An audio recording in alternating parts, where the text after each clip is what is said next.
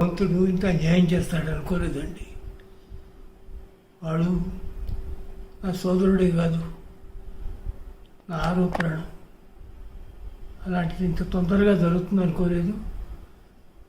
ఇలాంటప్పుడు ఎక్కువ మాట్లాడటానికి కూడా మాటలు రావు. వాడి ఆత్మకి శాంతి చేకూర్చాలని వాడి కుటుంబ సభ్యులందరూ ఇది ఓర్చుకుని దీన్ని మామూలుగా విషయంగా తీసుకోవాలని కోరుతున్నాను. అంతకంటే నేనేం మాట్లాడలేను. సెలవు.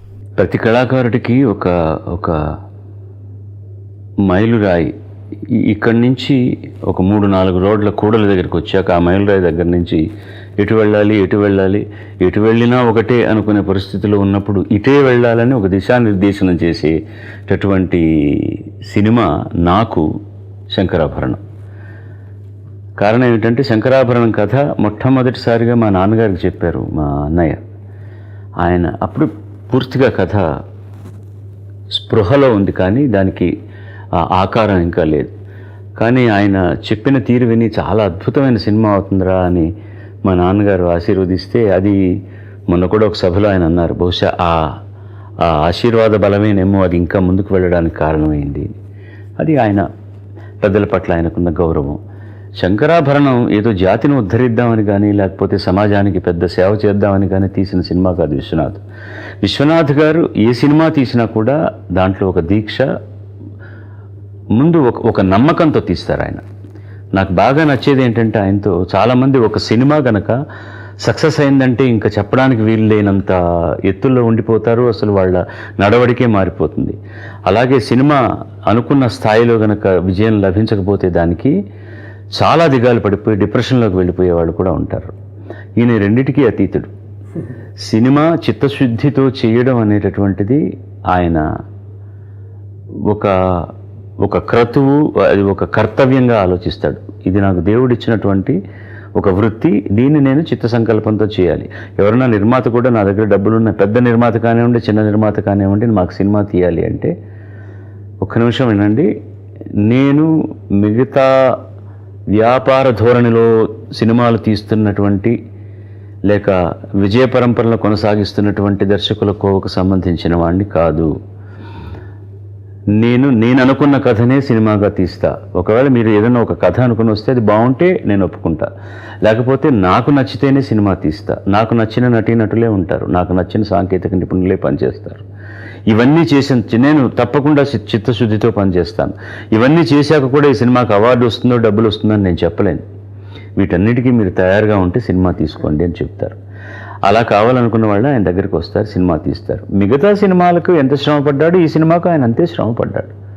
చిత్రా విశ్వేశ్వర అనేటువంటి ఒక అద్భుతమైనటువంటి భరతనాట్య నర్తకీమణి శంకరాభరణం విజయోత్సవాలు చేస్తున్న సందర్భంలో చెన్నైలో ఆవిడ అన్నటువంటి ఒక మాట, శంకరాభరణం ఈజ్ ఎ హ్యాపెనింగ్ అన్నారు ఆవిడ.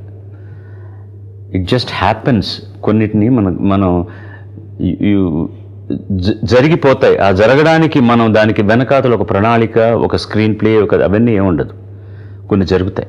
సో శంకరాభరణం మొదలెట్టినప్పటి నుంచి చివరి దాకా కూడా దానికి అన్ని హంగులు ఎలా అమరాలో దేవుడు అలా అమర్చాడని విశ్వంగారి అభిప్రాయం. దేవుడి మీద నమ్మకం లేని వాళ్ళకి ఏదో విధంగా అది అమరింది అని ఒక నమ్మకం. ఏదైతే ఏంటి, ఒక సినిమాకి ఏమేమి హంగులు ఎలా అమరాలో అలా అమరినటువంటి సినిమా శంకరాభరణం. సో ఈ కథ మా నాన్నగారికి చెప్పిన తర్వాత ఒకసారి ఆయన దగ్గరికి వచ్చి, బాబాయ్ వీడు నా సినిమాకి పాడాలి. నీ సినిమాకి పాడనంటున్నాడు అట్లా వాడు అన్నాడు. అలా కాదు, వాడు రోజుకి 5-6 పాటలు పాడుతున్నాడు. ఈ సినిమాకి నాకు వాడు వాయిస్ ఫ్రెష్గా ఉన్నప్పుడే కావాలి. ఏ రోజైనా సరే వాడు కాల్ షీట్ ఇచ్చినప్పుడు మొట్టమొదటి పాట నాకు పాడి వెళ్ళాలని చెప్పండి అని. నువ్వు చెప్తే వినడా అని. కాదు, వాడు ప్రొఫెషనల్ అయ్యాడు, వాడికి ఎన్నో నిబద్ధతలు బంధాలు ఉంటాయి. వాటినన్నిటిని కూడా కట్ చేసుకొని నాకు మొట్టమొదటి పాట పాడితే బాగుంటుంది అని. వెనకపోతే చెంప మీద పగలగొట్టు అన్నారు ఆయన. చెంప పగలగొట్టు వాడికి వెనకపోతే, ఇట్లాంటి అవకాశం వాడికి వస్తుందని. ఇది నా దగ్గరికి రావడానికి ముందర జరిగింది. తర్వాత కథ మా అన్నయ్య నాతో చెప్పినప్పుడు ఫస్ట్ నేను అన్నది ఏంటంటే, దయచేసి నేను పాడలేను ఈ సినిమాకి అన్నారు. ఎందుకంటే పాత్ర ఒక సంప్రదాయ సంగీతానికి సారూప్యమైనటువంటి పాత్ర. ఇంటి పేరే ఒక రాగాన్ని పెట్టుకున్న పాత్ర. ఆ పాత్ర మీద జీవితం, ఆ పాత్ర జీవితం మీద సినిమా నడుస్తుంది. ఆ పాత్ర పాడే పాటలు నేను పాడుతూ, రేపు బాగా పాడాడు బాలసుబ్రహ్మణ్యం, కానీ దాంట్లో ఉండవలసినటువంటి పద్ధతిలో లేదు, శంకరాభరణం శంకర శాస్త్రి ఏంటి, మరి బాలసుబ్రహ్మణ్యం పాడడం ఏంటి అని ఆ ఒక్క కారణం సినిమా విఫలం అవడానికి గల కారణం అయితే నేను ఇదే అన్నాను, పాండ్య బజార్లో దిరిసిన చెట్టుకు ఉరేసుకొని చచ్చిపోవాలి నేను. అంత మంచి సినిమా బాగా పోకపోవడానికి కారణం బాలసుబ్రహ్మణ్యం గాయకుడైతే అని. చాలా ప్రోద్బలం పెట్టారు, అన్నీ చేశారు, ఏదో మొత్తానికి జరిగింది. ఆఖరికి జరిగి భయంగానే మొదలెట్టాను. పుగళేంద్ర గారు పాడిన పాటలన్నీ ఆయన పాడి కంపోజిషన్లో రిహార్సల్స్లో పాడిన టేప్ చేసుకొని ఒక్కొక్క పల్లవి ఏదైనా కష్టంగా ఉంటుందంటే దాన్ని లూపులాగా క్యాసెట్లో చేసుకొని పొద్దున్న లేచి బంధువులు ఎక్కడికి వేరే రికార్డింగ్ వెళ్తున్నప్పుడు కూడా కారులో వింటూనే ఉండడం.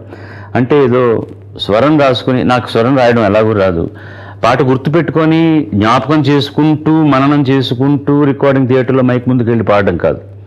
It should be here registered. 1 2 3 అంటే బ్యాక్గ్రౌండ్ స్కోర్ క్యూస్ మాత్రం రాసుకొని మనం పాడేయగలగాలి.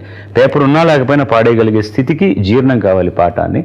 అలా జీర్ణం చేసుకొని పాడినటువంటి పాట నా జీవితంలో ఒక గొప్ప మలుపు, చాలా గొప్ప మలుపు.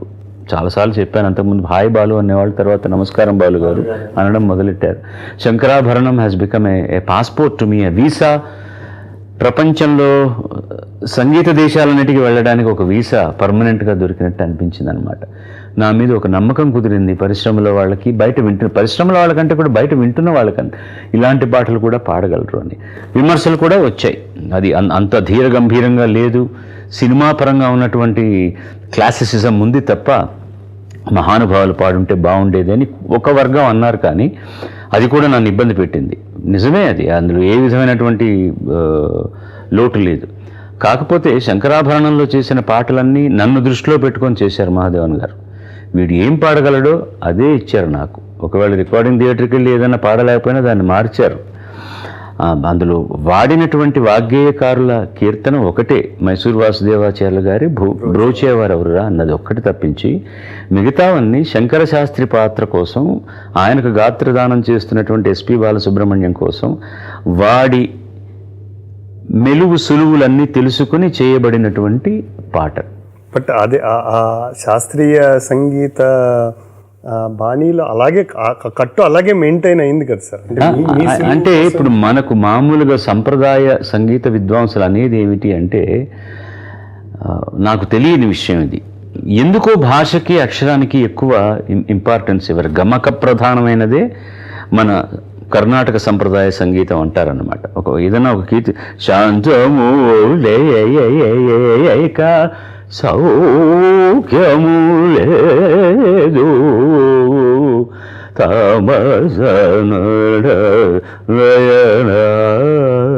ప్రభు, చాలా గొప్ప సంగీతం, బాగానే ఉంది. శాంతం లేక సౌఖ్యము లేదు అన్నది ముందు భావం కావాలి.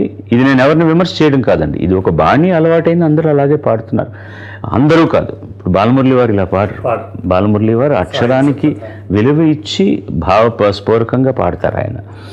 అది అది అది సంప్రదాయం అని అనుకుంటే అది నాకు రాదు కాబట్టి వదిలేద్దాం. నా అభిప్రాయం అడిగితే బాలమురళి గారు చాలా చక్కగా అంటారు, ఎవరు తెలిసిన ఆయన సంప్రదాయం, చాగయ్య వారు పాడింది ఎవరన్నా విన్నారా, పుస్తకాల్లో వచ్చింది చూస్తున్నాం, ఆ స్వరం ఆ వ్యవహారం పాడతాం. అదే స్వరాన్ని చక్కగా గుంభనగా మనం దాని వెస్టర్న్ మ్యూజిక్లా కాకుండా గమక ప్రధానంగా పాడొచ్చు, కానీ అక్షరాలు అర్థం కాకుండా పాడకూడదు, భావం లేకుండా పాడకూడదు. చాగయ్య వారు రాసినవన్నీ కూడా భక్తిరసపూర్ణమైనటువంటి కీర్తనలు. ఆ భక్తిరసం అందులో కనపడకపోతే ఎందరో మహానుభావులు అన్నది నేను ఒక్కడే మహానుభావుడు అన్నట్టు పాడితే ఎలాగా, అది పద్ధతి కాదు. ఎన్నో రకాల కీర్తన పశ్చాత్తాపంతో కూడా ఉంటాయి. అయ్యో దుఃఖం చాలా ఉంటాయి, కరుణరస ప్రధానమైనవి ఉంటాయి, చాలా ఉంటాయి. ఇవన్నీ దృష్టిలో పెట్టుకొని ఇప్పుడు నాకు అందులో అభినవేశం చాలా తక్కువగా ఉంది కాబట్టి నేను మిగతా పాడుతున్న గొప్ప వాళ్ళందరినీ విమర్శ చేస్తున్నాను అనుకుంటే మీ పాదధూళి కంటే కూడా నేను చాలా తక్కువ వాడిని. అది కాదు నా అభిప్రాయం. నాకు ఇప్పటికీ కూడా నా అభిప్రాయం ఏంటంటే భారతీయ సంగీతానికి మించింది ప్రపంచంలో ఏది లేదు. పరమ సంపూర్ణమైనటువంటి సంగీతం. ఈ సంగీతాన్ని ప్రతి ఒక్కళ్ళకి అందచేయాలి అంటే అది అర్థమయ్యేటట్టు పాడగలిగే పద్ధతి రావాలి. అప్పుడు కాలేజీకి పిల్లవాళ్ళు, హై స్కూల్ పిల్లవాళ్ళు కూడా వస్తారు, విని ఆనందిస్తారు. అది లేనప్పుడు ఇది కేవలం ఒక సెక్ట్కి మాత్రమే సంబంధించిందని దూరంగా ఉంచేస్తారు. ఆ సంఖ్యలను బద్దలు చేసినటువంటి సినిమా శంకరాభరణం. ఇలా కూడా ఉండాలి, ఇలా కూడా ఉండవచ్చు, ఇలాగే ఉండాలని చెప్పలే, ఇలా కూడా ఉండవచ్చు అన్న. ఇలాగే ఉండాలి అంటే అది గర్వం, ఇలా కూడా ఉండవచ్చు అంటే వినయంగా చెప్పే మాట. ఆ సవినయంగా మాకు తెలిసినటువంటిది మేము చేస్తున్నామని విశ్వం గారు దాన్ని ప్రజెంట్ చేశారు. దాంట్లో అందరూ అలా పనిచేశారు. దానికి రావాల్సినటువంటి అత్యద్భుతమైనటువంటి ఆదరణ ప్రేక్షకుల మూలంగా వచ్చింది. ఒక రకంగా అది చాలా మంచి ప్రయత్నం అనే చెప్పాలి కదా. మీరు చెప్పినట్టుగా భారతీయ సంగీతము ఎంత గొప్పది అంటే అది కేవలం ఒక వర్గం వారికి పరిమితం అయిపోకుండా భారతీయులందరికీ శంకరాభరణం సినిమా ద్వారా సామాన్యుడు కూడా ఇంత గొప్ప సంగీతాన్ని ఆస్వాదించే అవకాశం విశ్వనాథ్ గారు ఈ సినిమా ద్వారా ఇచ్చారేమో, చేరువయ్యేలా చేశారేమో. ఆయన ప్రయత్నం వల్ల అది సఫలీకృతం అయింది.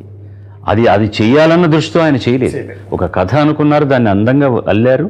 దానికి ఆయన అనుకున్న సంగీత దర్శకుడిని పెట్టుకున్నారు, ఆయన అనుకున్న కవిని పెట్టుకున్నారు, ఆయన అనుకున్న నటులను పెట్టుకున్నారు.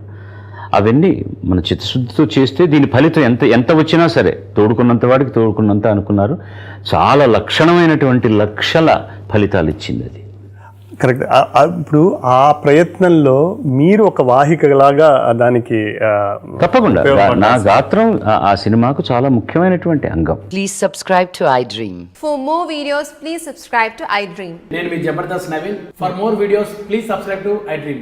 For more videos, subscribe to iDream. For more interesting videos, please subscribe to iDream. Hi, this is Anil Ravipudi. For more videos, please subscribe iDream Media. This is Manjula. For more videos, please subscribe iDream. For more videos, please subscribe to iDream channel. Don't miss it. అక్కడ ఒక గంట symbol ఉంటుంది, దాన్ని లాగి కొట్టండి, మర్చిపోదు. ఓకేనా? Subscribe to iDream.